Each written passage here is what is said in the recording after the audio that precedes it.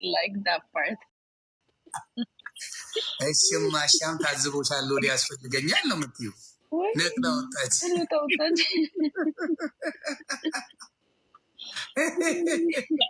አይ ችግሩ ይሄ ነው።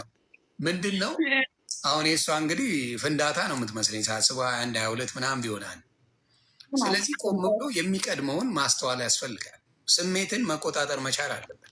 እውነት ነው። ስሜት ይዞ የሚመጣው መጥፎ ነገር አለ። መጥፎ ነገር በተለይ ሴት ልጅ ከሆንሽ ገስዋል ልጅ ይዘሽ ነው የምትመጪው። በዛ ሰዓት ያ ወንድ ካልፈለገ ጥሎ ሊሄድ ይችላል። ቢባል አሜሪካን ሀገር ከሆነ ወይ አውሮፓ ምናልባት ቻይልድ ሰፖርት ክፈል ልባል ይችላል።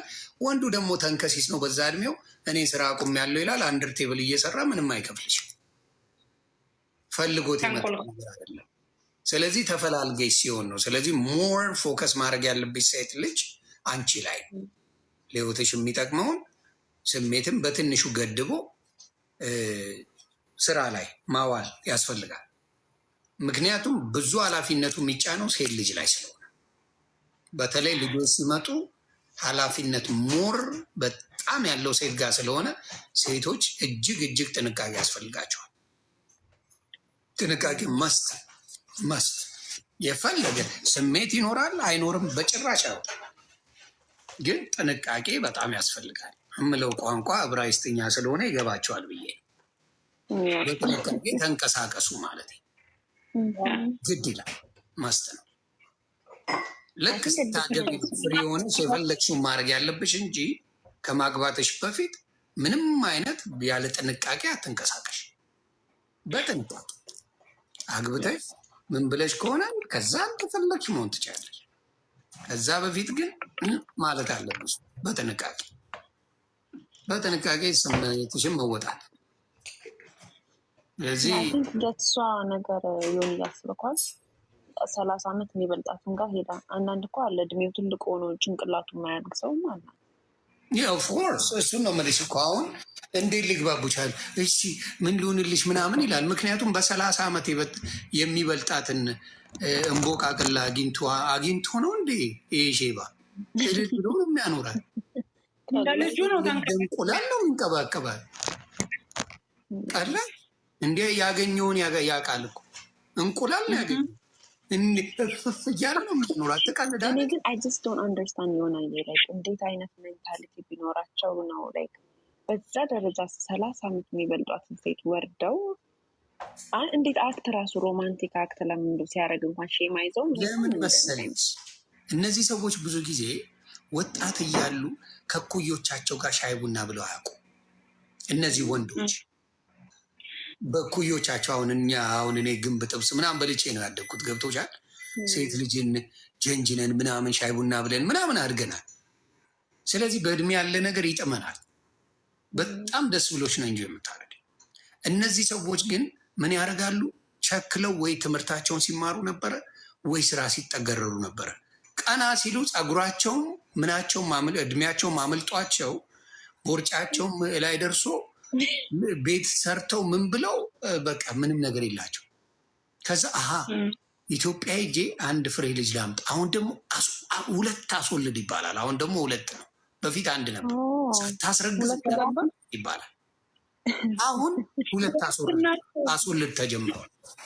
2 አሁንማ 2 አስወልዳት እዛ እያለች 3 አስወልድ ከቻልክ ከዛ ይዛትና የትም አትሄድም ይባላል። ፍቅሩ ከሌለ ወለደች ያልወለደች ምን ታደርግልኛለች? እማትወደኝ ከሆነ ለጥቅም ያስኳት ከሆነ ምን ታደርግልኛለች? ሴት ልጅ እማታፈቅረኝ ከሆነ ምንም ትርጉም የለውም። በድን እግዚአብሔር ምስክሬ በድን ሬሳ ነው አቀፍ የምተኛው ማለት ነው። ምን ጥቅም አለ? ስለዚህ ማታፈቅረኝ እሱ ብቻ ሳይሆን አንዳንድ ወንዶች አሉ። አሁን ለምሳሌ ዲሲ ላይ የሰማሁት ወሬ አለ። የሚገርም ነገር ሰውየው ትንሽ ባለሀብት ነገር ነው እና እውነተኛ ታሪክ ነው። 3 ያመጡ 3 ቀምተውታል። በጣም ትንሽ ልጆች እሱ በ60 ቤት እያለ ደግሞ በ20ዎቹ ያመጣል። ልክ እዚህ አሜሪካ ካስገባ በኋላ የገዛ ጓደኞቹ ናቸው የሚነጥቁት። የሚገርም ነገር እንደዚህማ ያለ ነው። ይሄማ የተለመደ ነው። እዛ ብቻ ሳይሆን አንቺ የትም ቦታ ብትሄጂ ነገርኩሽ እኮ ምን ይሆን መሰለሽ፣ አሁን አብዛኛው ኢትዮጵያ ያሉ እህቶቻችን ኢቭን ወንዶች ሴቶችም አሉ እነ ጥንፌ ገለቱ ኢትዮጵያ ሄደው ጎረምሳ የሚያመጡም አሉ። እኛ የምናውቀው ብዙ። እኔ አሁን የሆነ ቤት ተሳስቼ ባዝሩም ሮጬ ሄጄ ፎጣ ነክሽ እንትን ያልኩት አለ። እግዚአብሔር ምስክሬ፣ ፈጣሪ ምስክሬ። ሄድን የሆነ ቤት ተጠርቼ ነው ከሚስቴ ጋር ሄድ ነው። በዛ ጊዜ ማየ ነው የተወለደችው እና ሄደን አልተጋብዘን እንግዳ ከኢትዮጵያ መጥተዋሉ ምናምን ተባለ። ሳኖዜ በምኖርበት ጊዜ ነው። አገር አለም ነው ብዬ ሄደልሻል። ከዛ የሆነ ጎረምሳና የሆነች ትልቅ ሴትዮ መጡ። እኔ መሰለኝ ልጇ መጥቶላት፣ እግዚአብሔር ምስክር ልጇ መጥቶላት በቃ ኮንግራ ሊባል ነው እኔ መሰለኝ።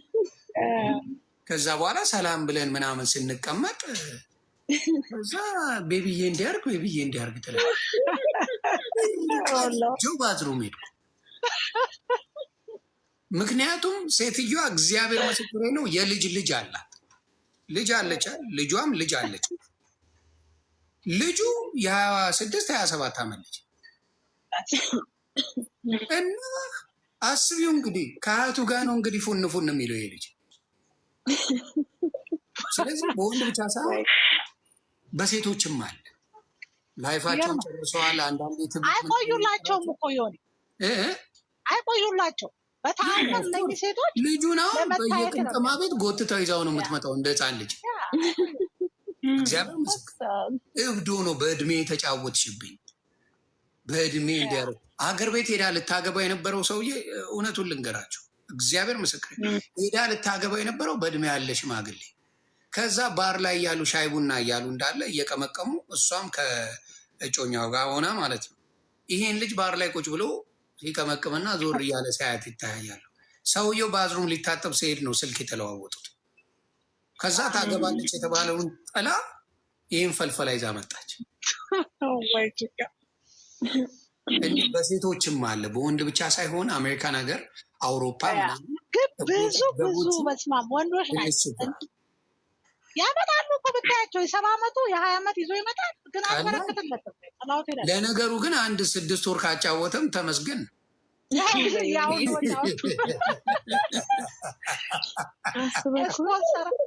እያመጣ ማስረከብ ነው። አንዴም ደግሞ አንድ እንደ ዮዳ ጉቱ አይነት ሰው ጉትዬ አገር ቤት ሴቱ ይዞ ይመጣል። ከዛ የሆነ ኮንሰርት ነው አሪመምበር የሆነ አስቴር አወቀ። አስቱዬን በጣም ነው የምወዳት እና አስቱ ጋር መታ እዛ ኮንሰርት ላይ ተገናኘን። እኔ በዛ ጊዜ አግብቻ ያለው ልጅ አለኝ ምናምን፣ ግን ኮንሰርት ስለነበረ ለሚስቴ ነግሬያት ሄጃለሁ። ከዛ ተገናኘና እችል የሚያል ሰውዬ ከቆንጅዬ ሞዴል ከመሰለች ጋር ይደንሳል ምናምን ነገር እተዋወቃለሁ። ሰላም ምናምን አልኩትና ሰላም አልኳት። ሚስቴ እኮ ሀገር ቤት ያመጣ ሲወደኩት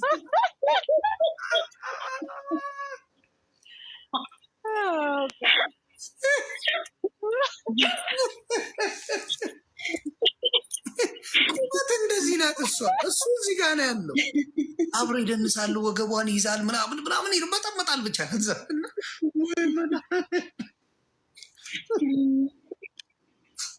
አልቆየችም አልኩሽ። ልክ ግሪን ካርድ ሲመጣ እኔ ግን የት እንዳለች እንኳን አያውቅም አድራሻዋን። ይጣፉባቸዋል ብዙዎቹ።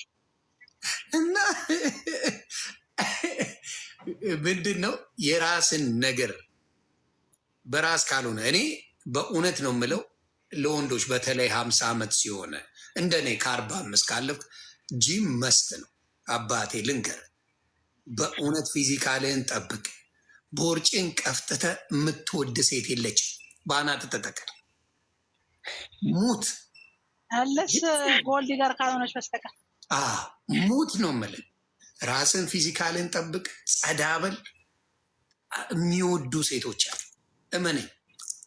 ኢቨን ለሌላው ሳይሆን ለሚስት ራሱ እንትኑ መኖር አለበት።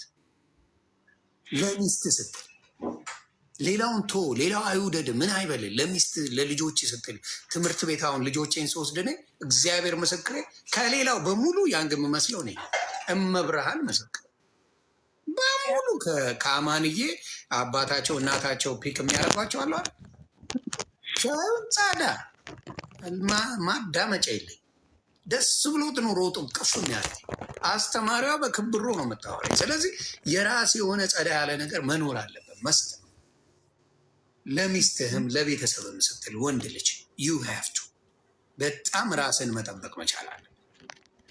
ስለዚህ ብዙ ጊዜ ያለው ችግር ያ ሌላው ምንድን ነው እኔ በቶ አሁን የማንኛውም ሚስት አስተሳሰብም የባልም አስተሳሰብ መሆን ያለበት እኔ በቶ ሌላው ወዲያው ትሞጨልፍብኛለች የሚል አስተሳሰብ መኖር አለበት። እኔ በቶ ለሰከንድ እንኳን ትቼው እንዲሁም የሚፈልጉት አሉ ብላ ማሰብ መቻል አለበት። የዛኔ ምን ይሆናል? ፍላጎቷ ይጨምራል። ማንም የማይፈልገውን ቅራቅንቦማ ምን ያደርግላል? ምን ያደርጋል?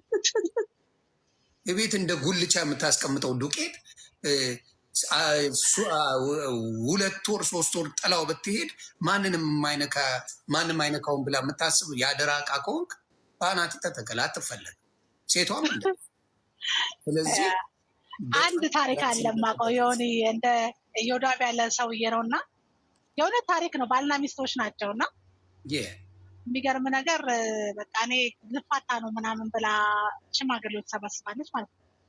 ምንድን ነው ችግሩ ምናምን ብለው ሲሉ ለቤቱ በጣም ጥሩ ሰው ነው፣ ጥሩ ባል ነው፣ ግን በቃ እንደ ሕፃን ልጅ ነው። በቃ አስተኝቷት ብርድ ልብስ ጠቅጥቆ ያስተኛታል። ግንባሯ ስሞ በቃ ሄዶ እንትን ላይ ኮምፒውተር ላይ ነው ተዘፍቆ የሚውለው እና በቃ እሷ እኔ ሰለቼኝ በቃ እኔ ይሄ ሰው ባሌ ነው ምን ልበል በቃ ሉዝ ዌይት አርግ ብዬ ጠየቅኩት። ኤክሰርሳይዝ አርግ አልኩት እምቢ አለኝ። አሁን ግን እንደ ሕፃን ልጅ ምንም ጥያቄ እንዳልጠይቀው ግንባሬን ስሞ ብርድ ልብስ አልብሶ ጠቅጥቆ ያስተኛኛል።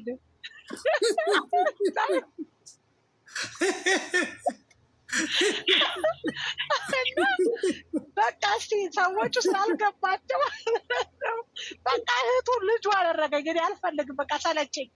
ሉዝ ዌይት ካደረገ ራሱ ካስተካከለ ትዳሬን እሶክ ይመለሳለሁ። በተረፈ ግን እኔ ይሄ ነው ያላችሁ እንደ ሕፃን ልጅ ግን እንደ ብርድ ልብስ እየተጠቀጠቀብኝ ግንባሬ እየተሳመ እየተኬድኩኝ በቃ እኔ አልቻልኩም ምናምን ብላ ስትል እና ትዝ አለኝ ኢዮዳብ ጉቶ በቃ እነዛ ነው የሚያደርገው ሚስቱ ማታ ማታ